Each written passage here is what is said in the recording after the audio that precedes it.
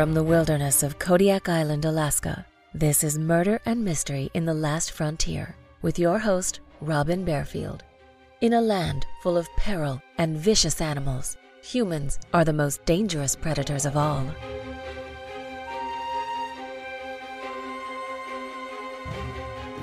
The deadliest marine disaster on the west coast of North America occurred in Lynn Canal on October 24, 1918. But few people have ever heard of it. Approximately 345 people died when the SS Princess Sophia slid off Vanderbilt Reef and sank. Did the captain's recklessness cause the disaster? And did his poor decision-making doom the passengers and crew of the Princess Sophia?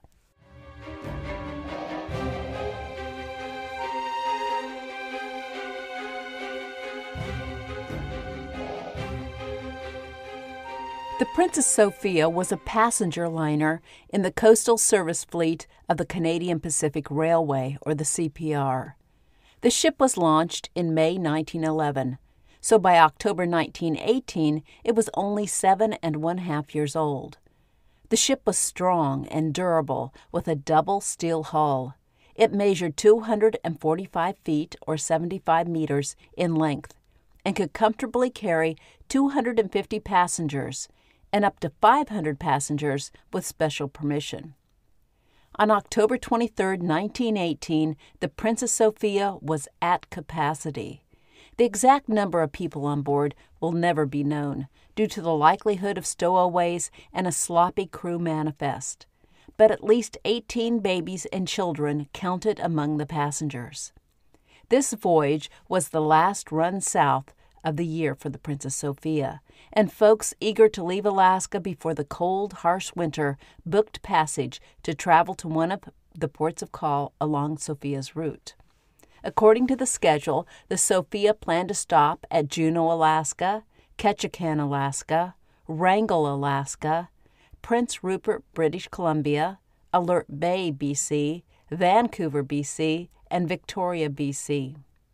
Those booked on the Princess Sophia included gold miners, business people, officials, and riverboat men who had made their way to Skagway from the interior of Alaska. Many had traveled down the Yukon River before it froze and now planned to head south on the Sophia. A party ensued on the night of October 22nd to send the Sophia and her passengers on their way.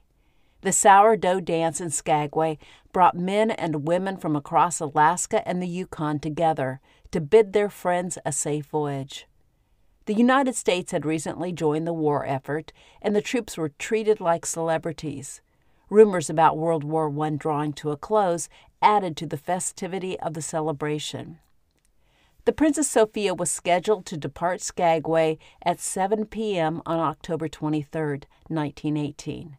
But the boat did not leave until 10:10 p.m., 3 hours behind schedule. Captain Leonard Locke pushed the boat hard to make up time for the late departure. Leonard Locke, 66, was a seasoned captain who had run boats on the Northwest Pacific for 25 years. He'd navigated the waters between Skagway and Juneau numerous times. But in the early morning hours of October 24th, Locke made a fatal error. Not long after leaving Skagway, the northerly wind accelerated to 50 knots, which is 55 miles per hour, or 88.5 kilometers per hour. An hour later, heavy snow and fog completely obscured the visibility. The Sophia had limited navigational technology, and the captain miscalculated the ship's distance from shore. To determine their position in the raging wind and blinding snow, the crew used dead reckoning by blowing the ship's whistle and then calculating the ship's position based on the time it took for the echo to return. This method was doomed for failure amid a storm packing deafening winds.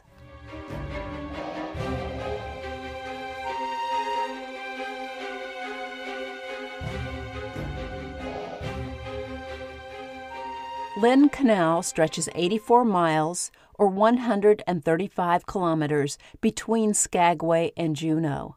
The canal never widens to more than 10 miles or 16 kilometers across, and high winds funnel through the passage, creating dangerous sea conditions. Mariners consider Lynn Canal the most treacherous stretch of water in the 1,000-mile or 1,609-kilometer voyage between Vancouver and Skagway. To make the canal even more challenging to navigate, 60 miles or 97 kilometers south of Skagway, in the middle of the channel, sits Vanderbilt Reef, a 7-mile or 11-kilometer long submerged rock. Depending on the tide, Vanderbilt Reef often remains hidden just beneath the surface of the water. In 1918, the reef was marked with a bell buoy, only visible during the daylight hours. In 1917, the CPR submitted a request to have a light installed on the reef, but the U.S. government vetoed the idea, claiming it needed all available funds to fight the war. The CPR required its captains to proceed slowly through Lynn Canal, but Locke, probably as an attempt to make up lost time due to the late start from Skagway, sped down the canal at 11 knots or 18 kilometers per hour, despite the blinding snow and fierce wind. Mariners usually avoid Vanderbilt Reef by navigating through the 3-mile-wide or 5-kilometer channel between the reef and the eastern shore of Lynn Canal. Unfortunately, though, Locke miscalculated his position. Due to the wind and tide, the Princess Sophia had veered 3 miles or 5 kilometers west of its intended course, and at 2 a.m. Locke steered the ship directly into Vanderbilt Reef. The violent impact tossed passengers from their beds. The captain ordered the wireless operator to send out a distress call, while Locke and his crew took stock of the situation. The ship sat grounded on Vanderbilt Reef, but the hull remained intact. The vessel was not taking on water, and although the storm raged around them, the captain felt they could wait for a calming trend before they evacuated the passengers. Several small boats soon arrived on the scene of the grounded ship. The boaters realized an evacuation of the passengers and crew would be difficult under the current sea conditions, but they offered their help. Captain Locke used a megaphone to tell the men in the small boats to go back to shelter. He insisted the Princess Sophia was safe.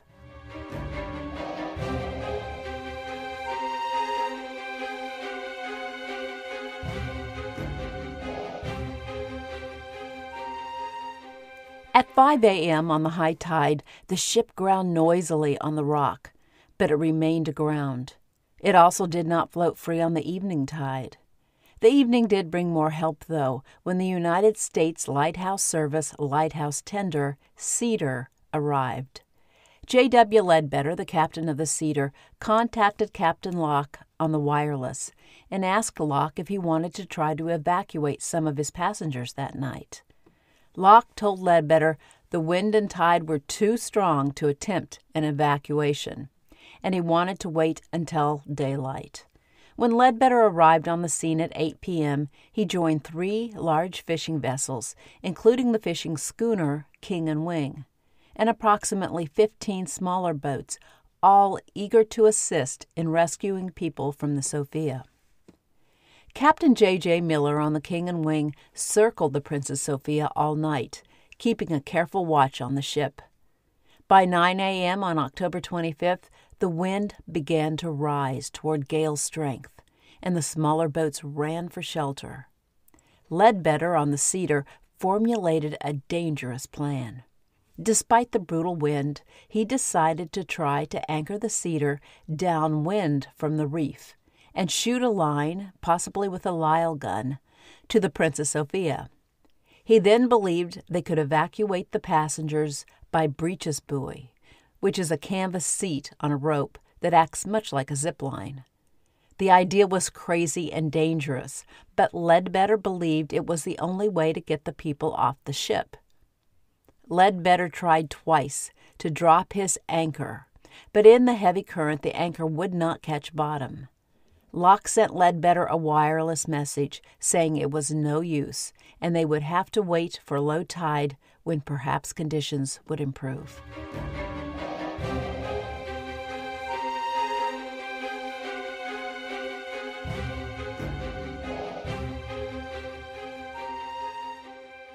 Let me take a short break from the story. In addition to writing about true crime and mystery, I am also an author. I've written 4 Alaska wilderness mystery novels, and my latest release is a nonfiction book about the wildlife of Kodiak Island. In Murder over Kodiak, a float plane mysteriously explodes over Kodiak Island, killing the pilot and his 5 passengers. In The Fisherman's Daughter, a serial killer stalks the residents of the island, and authorities rush to catch him before more women die. And in my most recent novel, Karlic Bones, 2 young men set out for a hunting trip on Kodiak, expecting the adventure of a lifetime. But instead, they find themselves in the middle of a terrifying nightmare. Read one of my novels and take a trip to beautiful, dangerous, mysterious Kodiak Island. For more information about my books and where you can find them, please check the show notes or search for my name or the titles of my books on Amazon, Barnes & Noble, and other online booksellers.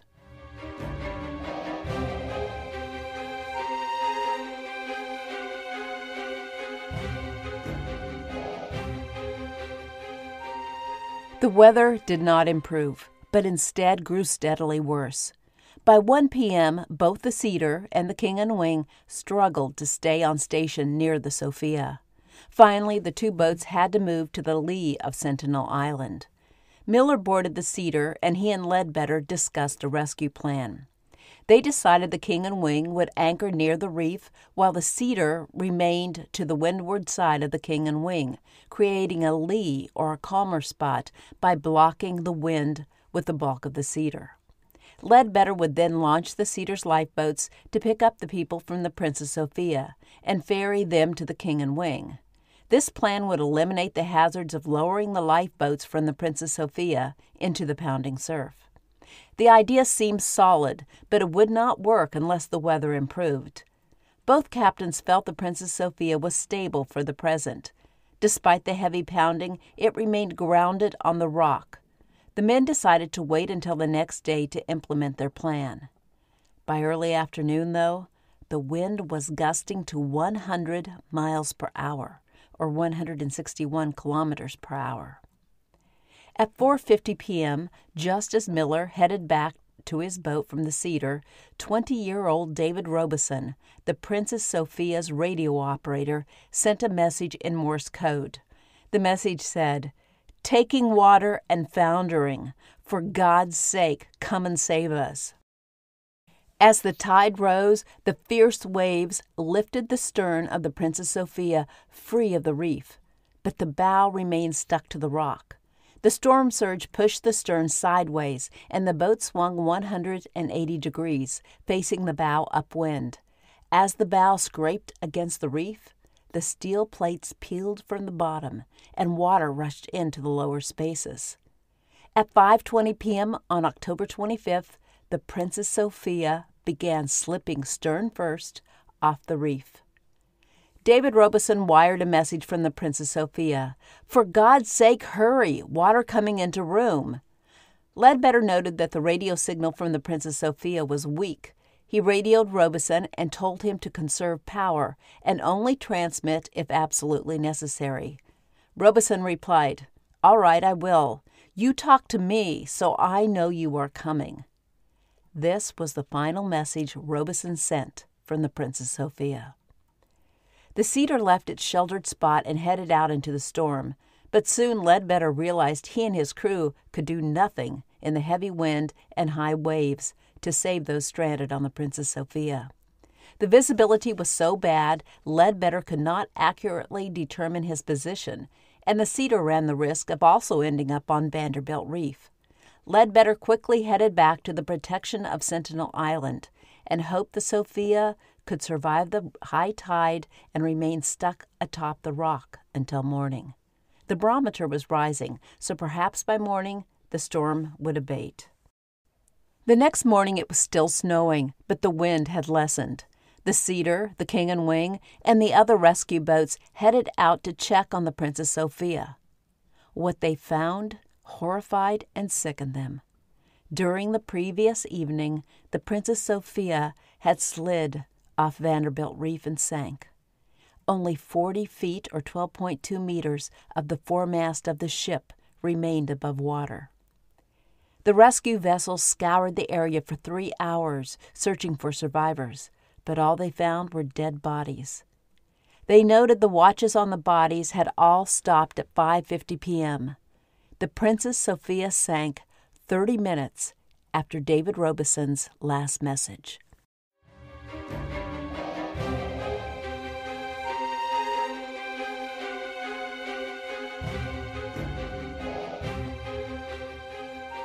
No one knows what happened on the Princess Sophia, but experts who studied and reconstructed the accident believe it took approximately 1 hour for the stern to rise, the boat to swing around, and the steel plates to rip from the bottom. What went through the minds of the passengers and crew while all this happened?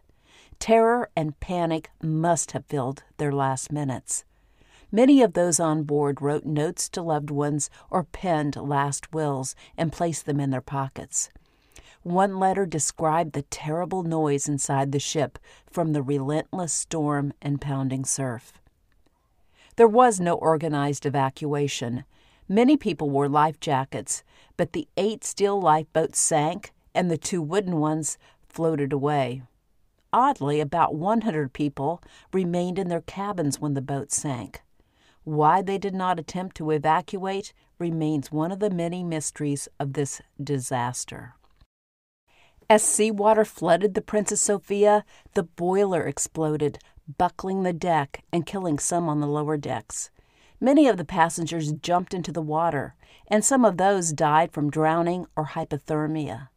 The majority of the passengers, though, died of asphyxiation from choking on fumes when the double-bottom fuel tanks gave way. Within the first hour, searchers recovered over 100 bodies. Oil covered most of the corpses, making it impossible to identify the individuals. The bodies were taken to Juneau and laid out in a warehouse where volunteers cleaned them with gasoline to remove the oil so friends and family could identify them. For the next several months, bodies washed up along the shores of Lynn Canal, ranging from 30 miles north to 30 miles south of Vanderbilt Reef. Searchers recovered 180 bodies from the water and beaches, and divers found another 100 bodies trapped in the ship. They found many of the corpses floating in their cabins.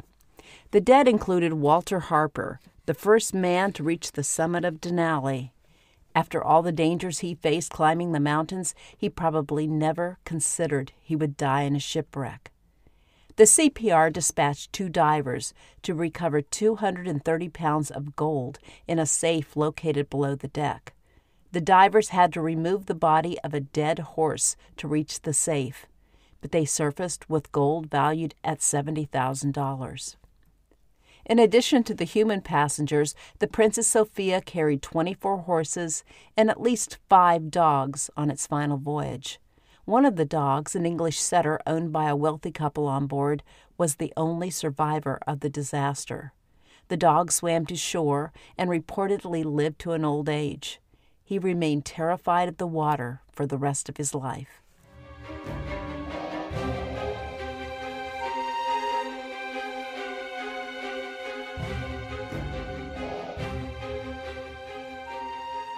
An official inquiry into the sinking of the Princess Sophia occurred almost immediately after the disaster, but legal action brought by the families of the passengers continued for 30 years.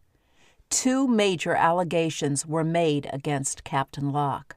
The first focused on the speed the Sophia was traveling when it wrecked on Vanderbilt Reef.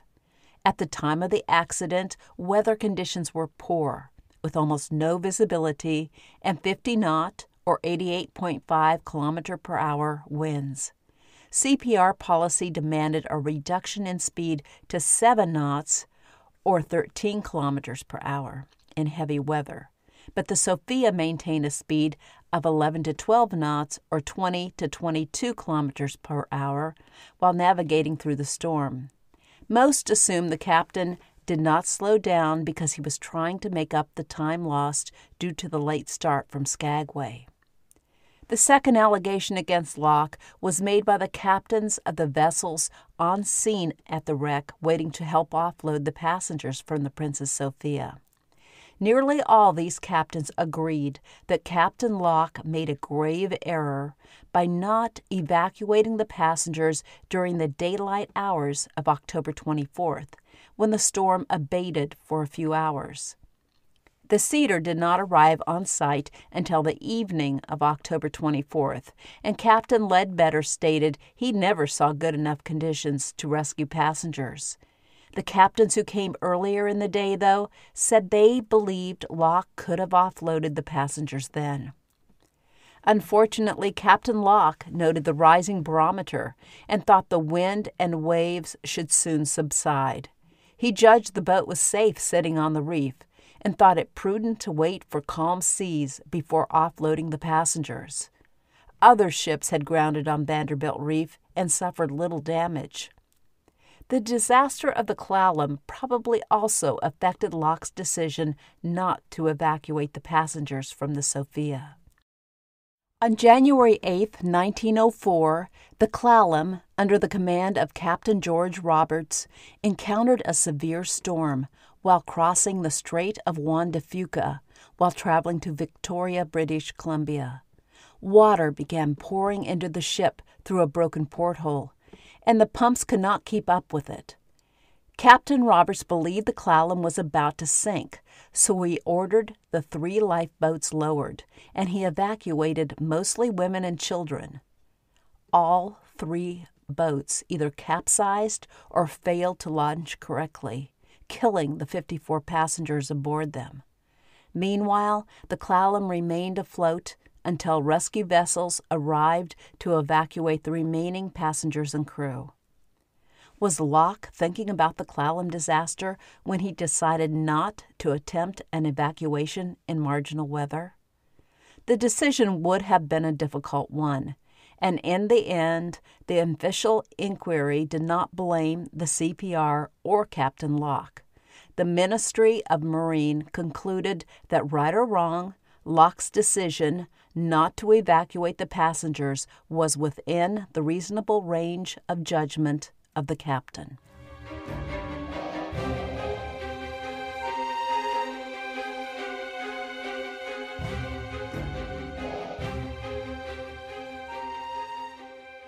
Why is the Princess Sophia disaster a forgotten story? For one thing, a few weeks after the ship sank, the armistice ending World War I was signed. Another reason was that people around the world were fighting the horrible pandemic of the 1918-1919 flu, often called the Spanish flu. Few had time to notice the news about a shipwreck in a remote corner of the world. Also, no humans survived the wreck and sinking of the Princess Sophia, so no one could say what happened aboard the ship during the 40 hours it sat atop Vanderbilt Reef and then slid into the ocean. We can only imagine the terror and hopelessness the passengers felt as the Sophia ground against the reef and water began flooding into the ship.